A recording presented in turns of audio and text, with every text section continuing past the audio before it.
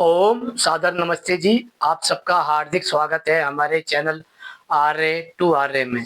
आइए हम अपनी वैदिक कक्षा का फिर से आरंभ करते हैं और आज का हमारा विषय रहेगा स्वामी दयानंद ने समाज ही स्थापित क्यों किया। जब हम कहते हैं स्वामी दयानंद सरस्वती ने सन 1875 में आर्य समाज की स्थापना की थी, तब लोगों के मन में एक प्रश्न आना चाहिए कि स्वामी दयानंद सरस्वती ने समाज ही क्यों स्थापित किया। यदि वह चाहते तो आर्य संगठन स्थापित कर सकते थे, आर्य संघ स्थापित कर सकते थे, आर्य सभाएं स्थापित कर सकते थे, आर्य जाति स्थापित कर सकते थे, आर्य संस्था स्थापित कर सकते थे, आर्य परिवार स्थापित कर सकते थे, आर्य आर्मी स्थापित कर सकते थे और आर्य मंदिर स्थापित कर सकते थे। लेकिन स्वामी दयानंद सरस्वती ने सन 1875 में आर्य समाज स्थापित किया। समाज को समझ लेते हैं हम। समाज किसे कहते हैं? समाज एक मनुष्य जाति का एक भाग होता है जिसमें अनेक मनुष्य मिलकर एक समाज बनता है। जब वह समाज बनता है तब धीरे धीरे मनुष्य में समाजवाद स्थापित होता है। जब उसके अंदर समाजवाद स्थापित हो जाता है तब वह धीरे धीरे मानवतावाद को स्थापित कर लेता है। इसी प्रक्रिया को कहा जाता है समाज से समाजवाद स्थापित करना, समाजवाद से मानवता को स्थापित करना। यदि स्वामी दयानंद सरस्वती चाहते तो वह आर्य संगठन की स्थापना कर सकते थे, आर्य संघ की स्थापना कर सकते थे, आर्य सभा की स्थापना कर सकते थे, आर्य जाति की स्थापना कर सकते थे, आर्य संस्था की स्थापना कर सकते थे, आर्य परिवार की स्थापना कर सकते थे, आर्य आर्मी की स्थापना कर सकते थे, आर्य मंदिर की स्थापना कर सकते थे। लेकिन उन्होंने ये सब नहीं किया। उन्होंने सन 1875 में केवल आर्य समाज स्थापित किया, ना ही उन्होंने आर्य संगठन स्थापित किया, ना ही आर्य संघ, ना ही आर्य सभा, ना ही आर्य जाति, ना ही आर्य संस्था, ना ही आर्य परिवार, ना ही आर्य आर्मी और ना ही आर्य मंदिर। स्वामी दयानंद सरस्वती ने प्योर रूप में आर्य समाज की स्थापना की। क्योंकि यदि आपसे पूछा जाए कि वेद की सबसे महत्वपूर्ण शिक्षा क्या है, तो मुझे लगता है कि आप वेद की सबसे महत्वपूर्ण शिक्षा के विषय में या तो कई लोगों से सुन चुके हैं और कई लोगों के उपदेश भी सुन चुके हैं। लेकिन यदि पूछा जाए आपसे कि वेद की सबसे महत्वपूर्ण शिक्षा क्या है, तो मुझे नहीं लगता है कि वह आप बता पाएंगे। जबकि वह आप कई बार लोगों के मुंह से सुन चुके हैं, फिर भी नहीं बता पाते। इसका कारण क्या है, आइए समझने का प्रयास करते हैं। यजुर्वेद में अध्याय 2 मंत्र संख्या 2 आती है, जिसमें ईश्वर ऋषियों को उपदेश करता है, जैसे मैंने ये कल्याणकारी वाणी आपको दी है, वैसे ही ये आपका परम कर्तव्य है कि आप इसे समाज में फैलाइए।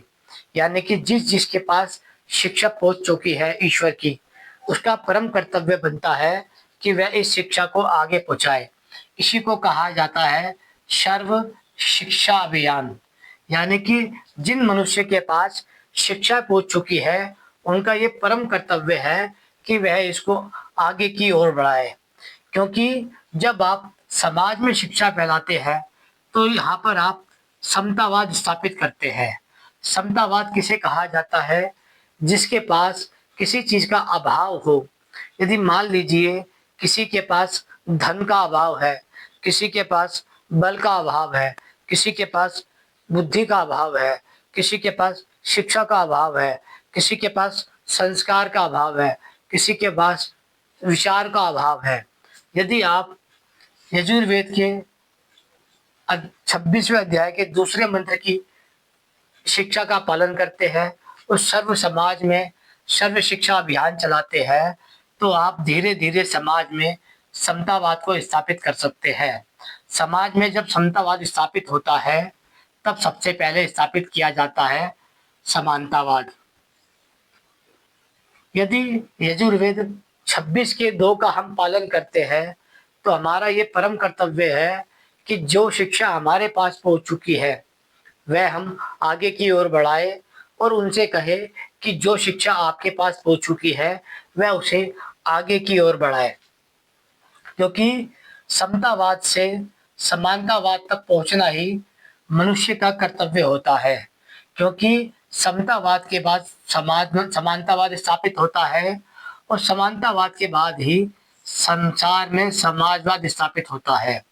जब संसार में समाजवाद स्थापित हो जाता है तभी संसार में मानवतावाद स्थापित हो सकता है। अब यदि हम पूछे आपसे मुख्य तौर पे भारत के विषय में, कि भारत के विषय में ना ही पहले समतावाद था, ना ही समानतावाद था, ना ही समाजवाद था और ना ही मानवतावाद था। यदि भारत में आप पिछले 2 से 3 हजार साल का इतिहास उठा के पढ़ेंगे तब आपको समझ आएगा भारत में ना ही समतावाद है, ना ही समानतावाद है, ना ही समाजवाद है और ना ही मानवतावाद है। जब स्वामी दयानंद सरस्वती ने ये देखा कि जो हिंदू समाज है उसके पास तो समाजवाद ही नहीं है, तो उन्होंने सबसे पहले यही कहा कि मैं सन 1875 में आर्य समाज की स्थापना करता हूँ। यानी कि मैंने एक समाज बनाया है, आप इसे समाज के रूप में ही लेके चलिएगा। आज जिसके हम आर्य संगठन, आर्य संघ, आर्य सभाएं, आर्य जाति, आर्य संस्था, आर्य परिवार, आर्य आर्मी और आर्य मंदिर के रूप में देख रहे हैं, ये मुख्य रूप में हम जैसे लोगों ने, आर्य समाजी लोगों ने आगे बढ़ाए हैं। स्वामी दयानंद सरस्वती ने मुख्य रूप में आर्य समाज की स्थापना की है, क्योंकि वह जानते हैं जो समाजवाद होता है वह चलती फिरती शक्ति होती है। यानी कि जो लोग समाजवादी होते हैं वह चलती फिरती शक्ति होती है। इसका अर्थ यह है जब कोई मनुष्य समाजवाद को स्थापित कर लेता है तो वह शक्ति के रूप में, अर्थ के रूप में, ताकत के रूप में, बुद्धि के रूप में, विचार के रूप में बहुत मजबूती से आगे बढ़ता है। इसलिए जो लोग समाजवाद की स्थापना करते हैं वह सदैव ही विजय को प्राप्त होते हैं। इसका अर्थ ये होता है स्वामी दयानंद ने समाज ही स्थापित क्यों किया, क्योंकि वह चाहते थे जो हिंदुओं का समाजवाद नष्ट हो चुका है वह फिर से एक हो जाए। लेकिन आज हम जो देख रहे हैं आर्य समाज के अंदर, आर्य समाज के अंदर हमें आर्य संगठन दिखाई देता है, आर्य संघ दिखाई देता है, आर्य सभाएं दिखाई देती है, आर्य जातियां दिखाई देती है, आर्य संस्था दिखाई देती है, आर्य परिवार दिखाई देता है, आर्य आर्मी दिखाई देती है, आर्य मंदिर दिखाई देते हैं, लेकिन हमें आर्य समाज दिखाई नहीं देता। आर्य समाज का अर्थ यही है कि वहाँ पर समाजवाद स्थापित होना चाहिए। यानी कि एक आर्य का दूसरे आर्य के साथ बहन बेटी का रिश्ता, रोटी बेटी का रिश्ता, समाजवाद का रिश्ता होना चाहिए। किसी भी समाज की स्थापना के 3 मुख्य कारण होते हैं। पहला कारण है कि जब हम कहते हैं कि हम समाजवाद स्थापित करेंगे तो इसे कहा जाता है समाजवाद कैसे बढ़ता है। पहला कारण है कि आर्यों का विवाह आर्यों में कराया कर, यानी कि जो लोग आर्य हो चुके हैं उनका विवाह आर्यों से कराया जाए, तब ही हम कह सकते हैं कि आर्य समाज स्थापित हो चुका है। दूसरा कारण नए नए आर्य बनाकर, यानी कि हम नए नए लोगों को जोड़े और उन नए नए लोगों को आर्य समाज का भाग बनाए और उनसे रोटी बेटी का संबंध रखे, ताकि हमारी आर्य विचारधारा को मजबूती मिले और समाजवाद की स्थापना मिले। तीसरा कारण नए आर्य उत्पन्न करके, यानी कि आर्य समाज को मुख्य तौर पर बढ़ाने के 3 कारण है, 3 तरीके हैं। पहला तरीका है आर्यों का आर्यों में विवाह कराकर हो जाए, दूसरा है नए लोगों को आर्य बनाकर और तीसरा है नए आर्य उत्पन्न कर कर, यानी कि जिन लोगों ने आर्य से आर्य का विवाह किया है उनसे बोलिए कि वह संतानें उत्पन्न करे। इसका अर्थ है, जब हम कहते हैं स्वामी दयानंद सरस्वती ने आर्य समाज की स्थापना सन 1875 में क्यों की थी, तो इसका कारण है कि वह चाहते थे कि हिंदू समाज में फिर से आर्य समाज स्थापित हो जाए। यानी कि जो लोग पुराणिकों के द्वारा 5 जातियों में बांट दिए गए हैं, जिन्हें वह ब्राह्मण जाति, क्षत्रिय जाति, वैश्य जाति, दलित जाति और अछूत जाति कह रहे हैं, वह इन सबको नष्ट कर कर केवल और केवल आर्य समाज के भाग बन जाए और आर्य हो जाए। लेकिन हम देखते हैं कि स्वामी दयानंद का जो सन 1875 में आर्य समाज की स्थापना की गई थी, वह आर्य समाज धीरे धीरे बढ़ा, लेकिन वह उस प्रकार से नहीं बढ़ा जिसकी कल्पना स्वामी दयानंद सरस्वती ने की थी, जिसकी कल्पना सभी आर्य विचारक लोग करते हैं, क्योंकि वह इस बात को भली भांति जानते हैं, यदि किसी 1 लाख आर्य लड़के और लड़कियों का विवाह होता है, तो इन 1 लाख विवाह के अंदर मात्र 100 विवाह ऐसे होते हैं या फिर 1000 विवाह ऐसे होते हैं जो आर्यों का विवाह आर्यों में किया जाता है। अन्यथा जो लोग आर्य समाज से जुड़े हुए हैं, वह अपने अपने विवाह को अपनी अपनी जातियों में करते हैं। इसलिए हम ये कह सकते हैं, स्वामी दयानंद ने जो आर्य समाज स्थापित किया था, वह आर्य समाजियों के द्वारा धीरे धीरे नष्ट किया जा चुका है। वह आर्य संगठन के रूप में जीवित है, आर्य संघ के रूप में जीवित है, आर्य सभाओं के रूप में जीवित है, आर्य जाति के रूप में जीवित है, आर्य संस्था के रूप में जीवित है, आर्य परिवार के रूप में जीवित है, आर्य आर्मी के रूप में जीवित है, आर्य मंदिर के रूप में जीवित है। लेकिन वह आर्य समाज के रूप में जीवित नहीं है, क्योंकि यदि वह आर्य समाज के रूप में जीवित होता तो हम ये कह सकते थे कि आर्यों का विवाह केवल और केवल आर्यों में किया जा सकता है। यदि कोई गैर आर्य है तो उसका विवाह इसमें नहीं किया जा सकता। दूसरा, कि हम नए नए आर्य बनाकर आर्य समाज को बढ़ाएंगे और हम आर्यों का आर्यों में विवाह कर कर उनकी संतानों को आर्य आर्य सिद्धांत समझा के उत्पन्न करेंगे। इसका अर्थ ये है, स्वामी दयानंद के द्वारा स्थापित आर्य समाज हमने जितना नष्ट किया है उतना किसी ने नष्ट नहीं किया। जब हम कहते हैं, जब आर्य समाज स्थापित होता है तब क्या होता है, यानी कि जब आर्य समाज का समाजवाद स्थापित होता है तो क्या होता है, तब समाजवाद स्वतः शक्ति हो जाता है, स्वतः संगठन हो जाता है, स्वतः संघ हो जाता है, स्वतः सभा हो जाता है, स्वतः समाज हो जाता है, स्वतः संस्था हो जाता है, स्वतः परिवार हो जाता है और स्वतः आर्मी हो जाता है, स्वतः ही विचार हो जाता है।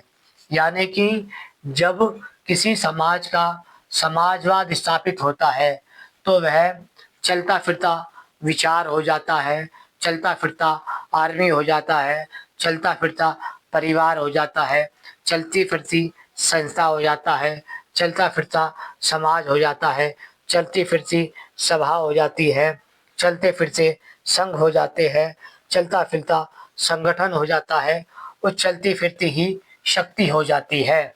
इसका अर्थ यह है, जिस आर्य समाज की स्वामी दयानंद ने परिकल्पना की थी, कल्पना की थी और संकल्प लिया था, तो उनका उद्देश्य था कि वह सर्व समाज को, जिन्हें हम जातीय समाज कहते हैं, चाहे वह ब्राह्मण जाति हो, क्षत्रिय जाति हो, वैश्य जाति हो, दलित जाति है और अछूत जाति हो, वह इन सबको आर्य बनाकर और आर्यों का विवाह आर्यों में कराना चाहते थे। यानी कि वह ब्राह्मणवाद को नष्ट करना चाहते थे, क्षत्रियवाद को नष्ट करना चाहते थे, वैश्यवाद को नष्ट करना चाहते थे, दलितवाद को नष्ट करना चाहते थे, अछूतवाद को नष्ट करना चाहते थे। वह सब इन जातीय पहचान को नष्ट कर कर केवल और केवल आर्य समाज की स्थापना करना चाहते थे, जिसके कारण आर्य समाज स्थापित हो जाता तो जो हिंदू समाज जातियों में बटा हुआ है पिछले कई हजारों वर्षों से, तो वह जातीय संगठन समाप्त हो जाते। लेकिन यदि आपसे पूछा जाए कि आर्य समाज एक अच्छा संगठन है, एक अच्छा संघ है, एक अच्छी सभा है, एक अच्छी जाति है, एक अच्छी संस्था है, एक अच्छा परिवार है, एक अच्छी आर्मी है, एक अच्छा मंदिर है, लेकिन वह अब आर्य समाज नहीं है। क्योंकि आर्य समाज हो जाना अपने आप में ही शक्ति, संगठन, संघ, सभा, समाज, संस्था, परिवार, आर्मी और विचार का हो जाना है। जब हम कहते हैं संसार में कौन सा समाज ऐसा है जो पूरी धरती पे राज्य स्थापित कर सकता है, तो वह केवल और केवल समाजवाद है। यदि आप इस समाजवाद से भागेंगे तो मुझे लगता है कि आपके हाथ में कुछ भी नहीं आएगा। क्योंकि यदि आप आर्य समाज का भाग है और आप जातीय से ब्राह्मण है, जातीय से क्षत्रिय है, जातीय से वैश्य है, जातीय से दलित है और जातीय से अछूत है, तो आप आर्य समाज का भला नहीं कर रहे हैं, उल्टा आप आर्य समाज को नष्ट करने के लिए कार्य कर रहे हैं। आशा करता हूँ विषय सरलता से समझ आ गया होगा। स्वामी दयानंद ने समाज ही स्थापित क्यों किया? क्योंकि वह चाहते थे 1875 में जिस आर्य समाज की मैंने स्थापना की है, उसका मुख्य उद्देश्य है समाज में विद्या का प्रचार करना। क्योंकि विद्या से समतावाद स्थापित होता है, समानतावाद स्थापित होता है, समाजवाद स्थापित होता है और मानवतावाद स्थापित होता है। जब मनुष्य का समाजवाद स्थापित होता है, तब वह चलती फिरती शक्ति बन जाता है। वह शक्ति के रूप में निकलता है, संगठन के रूप में निकलता है, संघ के रूप में निकलता है, सभा के रूप में निकलता है, समाज के रूप में निकलता है, संस्था के रूप में निकलता है, परिवार के रूप में निकलता है, आर्मी के रूप में निकलता है और विचारों के रूप में निकलता है। जब कोई समाज अपने भीतर समाजवाद को स्थापित कर देता है, तब संसार का कोई भी संगठन उसका सामना नहीं कर पाता। इसलिए जब हम कहते हैं कि आर्य समाज स्थापित किया गया है, तो आर्य समाज को स्थापित करने के लिए स्वामी दयानंद ने बड़ा ही त्याग किया है, बड़ा ही पुरुषार्थ किया है। लेकिन स्वामी दयानंद के उस त्याग और उस पुरुषार्थ को ब्राह्मण जाति ने, क्षत्रिय जाति ने, वैश्य जाति ने, दलित जाति ने और अछूत जाति ने अभी तक स्वीकार नहीं किया है कि आर्य समाजी व्यक्तियों का विवाह केवल और केवल आर्य समाजियों में ही होना चाहिए। जब तक हम इस बात को नहीं स्वीकार करते कि आर्य समाज का समाजवाद कैसे स्थापित होगा, कि वह आर्यों का विवाह आर्यों में कराए, नए नए आर्य बनाकर और नए आर्य से नए आर्य उत्पन्न कर कर। इसलिए जब हम कहते हैं कि आर्य समाज की स्थापना स्वामी दयानंद का एक संकल्प था, एक शक्ति थी, एक पुरुषार्थ था, तो इसका अर्थ है वह चाहते थे मनुष्य में समाजवाद स्थापित हो जाए। आशा करते हैं विषय समझ आ गया होगा। यदि समझ आ गया है तो लाइक कीजिएगा। ओम नमस्ते जी।